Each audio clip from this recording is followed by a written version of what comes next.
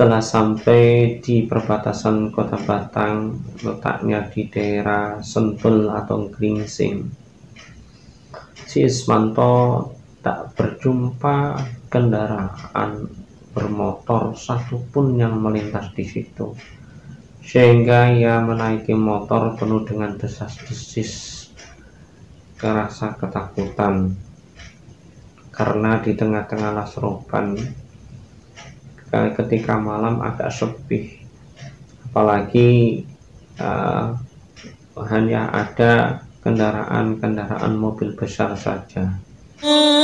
Tolaku utama tumrape wong tanah Jawi,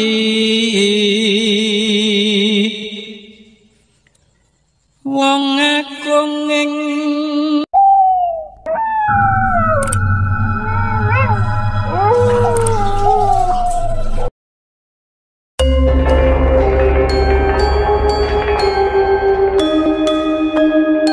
Assalamualaikum warahmatullahi wabarakatuh.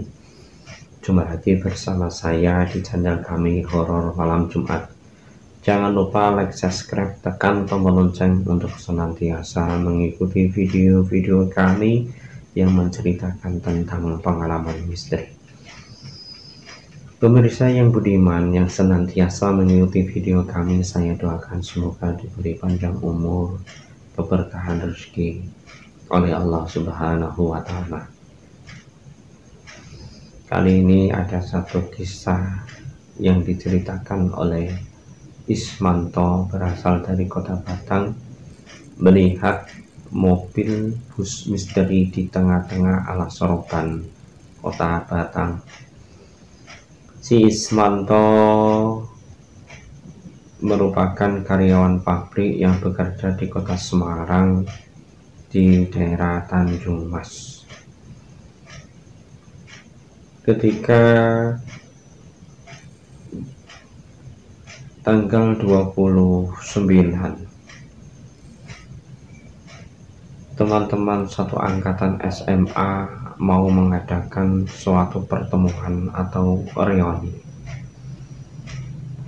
Setelah itu diputuskan bahwa tanggal 29, tepatnya hari Minggu di bulan Desember, semua teman-teman satu angkatan SMA mengadakan pertemuan atau jumpa teman di suatu berdekatan di tempat wisata yang berdekatan di daerah Blado Batang, Pacilaran. Karena Ismanto ini merupakan satu angkatan yang kerjanya agak jauh, merantau di kota Semarang, sehingga Ismanto ini memutuskan nanti jam hari Sabtu sore mau meluncur pulang supaya besok paginya bisa ikut bersama-sama di acara reuni. Tanpa disangka-sangka, si Ismanto ini pas tepat di hari Sabtu, Big Boss dari perusahaan tersebut menyuruh seluruh karyawan untuk lembur, dikarenakan hari itu hari Seninnya supaya bisa ekspor ke luar negeri. Tanpa penuh dengan rasa terpaksa, Ismanto menuruti apa yang menjadi peraturan Big Boss di perusahaan. Ismanto pun ikut lembur, pulang sampai jam 10 malam.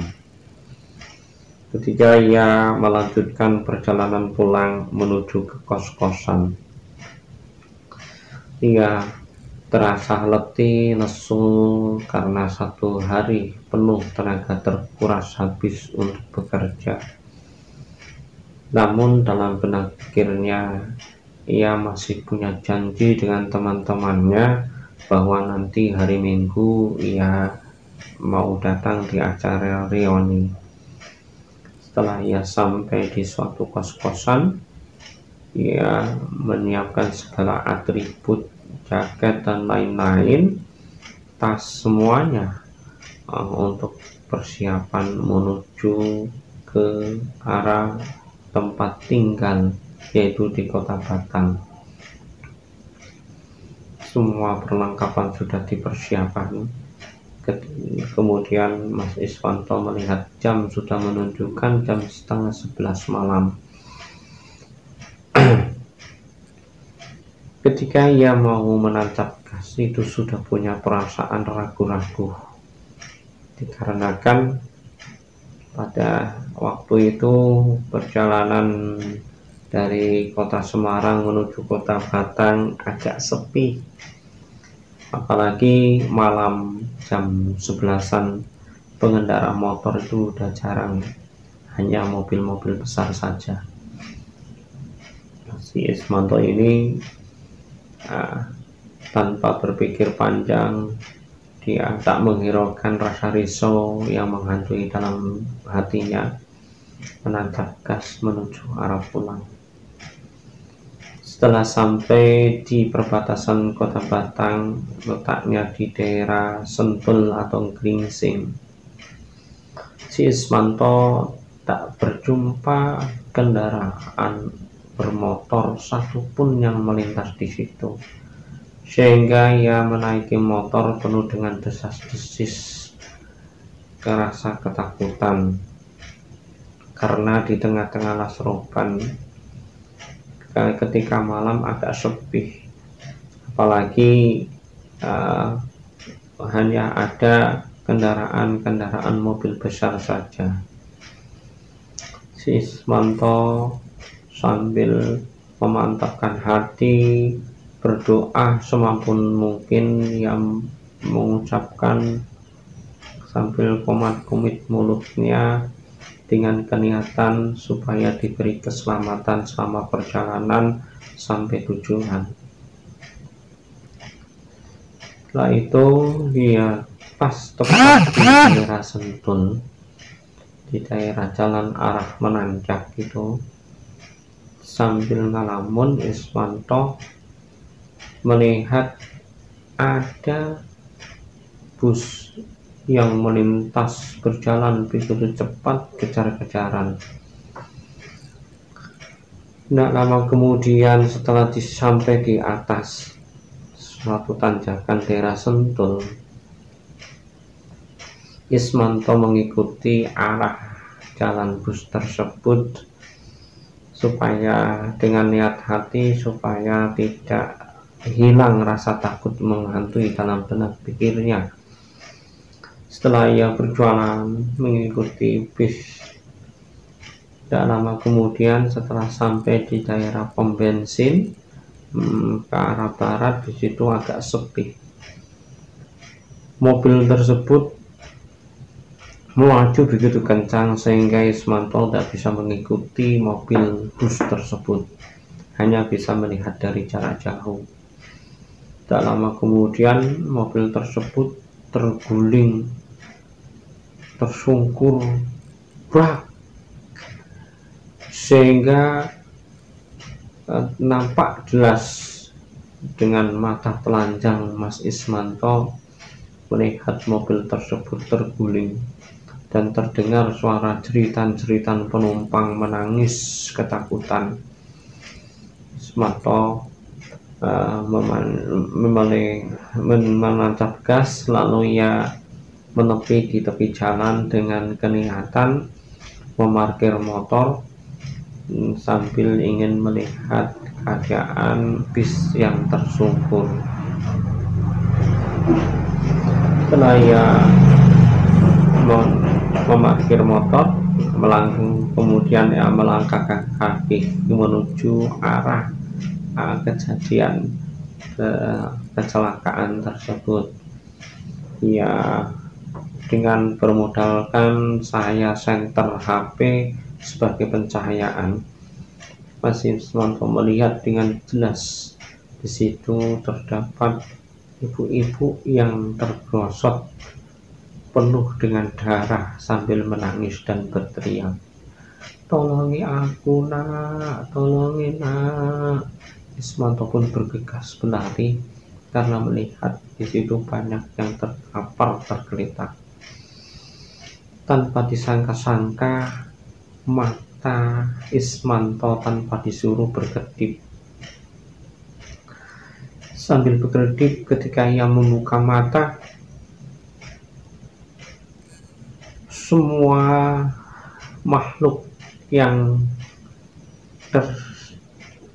kecelakaan hilang, bahkan mobil pun, bus pun yang ada di situ hilang tanpa meninggalkan sisa puing-puing di situ.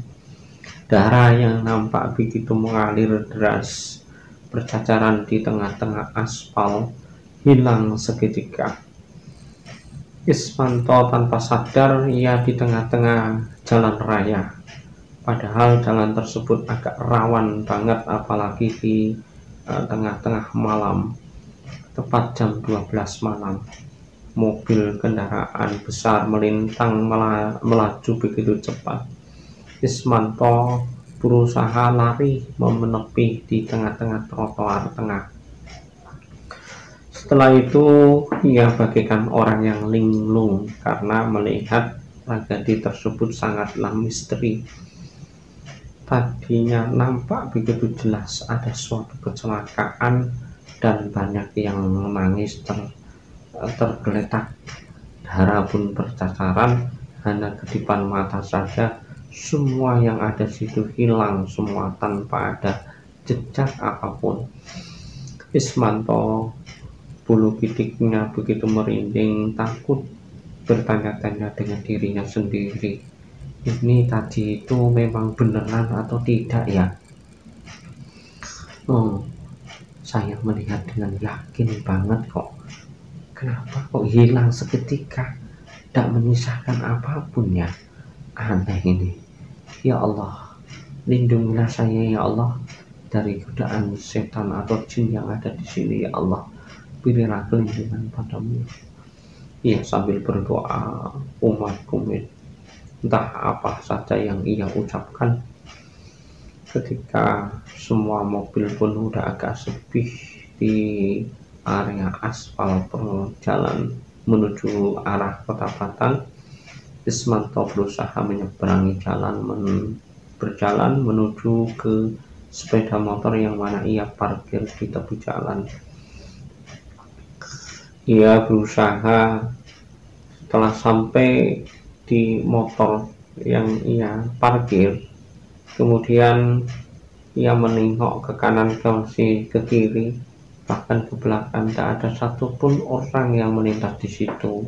Kelihatan sepi banget.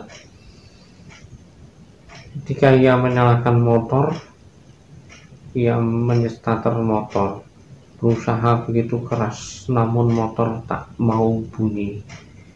Ia mencoba lagi menstarternya, namun motor tersebut tak mau bunyi.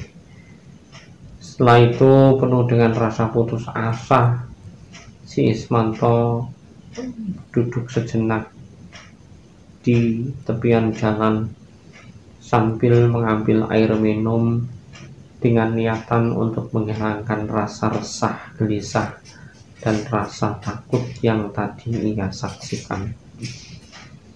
Setelah itu dia minum penuh rasa nikmat dan tenang. Tidak lama kemudian dia berpikir, ini motor mungkin sudah bisa saya nyalakan. Setelah ia datang ke motor tersebut, dia berusaha menstarter motor. Alhamdulillah motor tersebut bisa nyala. Penuh rasa bangga dan bahagia, kemudian Ismanto menyantap gas menuju arah pulang ke Kota Batang. Sebelum itu ia mulai roda berputar, melihat begitu sangat jelas seorang wanita memakai gaun putih, rambutnya panjang, terkapar di tengah-tengah jalan penuh dengan darah. Ismanto melihat spontan, Masya Allah, la ilaha illallah, itu apa ya? Ini ada lagi nih, apa makhluk apa nih ya? Makhluk, kamu semikir, jangan menghalangi aku pulang, pergilah dari sini, kata Ismanto. Namun makhluk tersebut hanya tertawa. Tak lama kemudian ada suara truk begitu kencang, seakan-akan lajunya sangat cepat, yang melintang tepat di bagian punggung makhluk tersebut. Namun tidak lama kemudian makhluk tersebut hilang bagaikan terseret ban truk yang melintas cepat. Ismanto pun merasa tenang, kemudian ia menatap gas menuju arah pulang. Berjalan sambil pelan-pelan dengan keniatan supaya diberi keselamatan sampai arah pulang.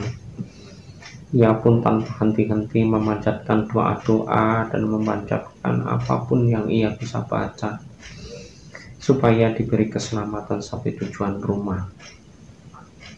Alhamdulillah, sekitar jam 12:30 malam Ismanto sudah sampai di rumah. Ya, memarkir motor sambil mengingat-ingat kejadian yang ia alami. Setelah itu ya sampai rumah, masuk dan istirahat.